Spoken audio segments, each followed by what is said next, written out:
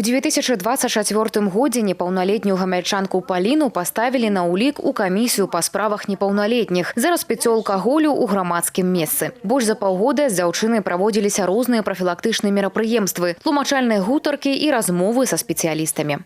У меня были беседы с наркологом. Мы с ним тоже все побеседовали. Я все поняла то, что я очень плохо поступила, поняла свою вину, признала. У Гомелі актыўна рэалізуюцца меры па прафілактыцы правапарушэнняў сярод падлеткаў. Кожны выпадак патрабуе індывідуальнага падыходу і комплексных мер прафілактыкі. У рамках работы з падлеткамі ажыццяўляецца пастаянны кантроль праз праверку сацыяльных сетак, наведванне месцаў масавага збору моладзі, правядзенне тлумачальных мерапрыемстваў. Совместно со всеми межведомственными структурами мы проводим огромный комплекс мероприятий. Это посещение и СИЗО, это проведение и стримов с осужденными лицами по статье 328.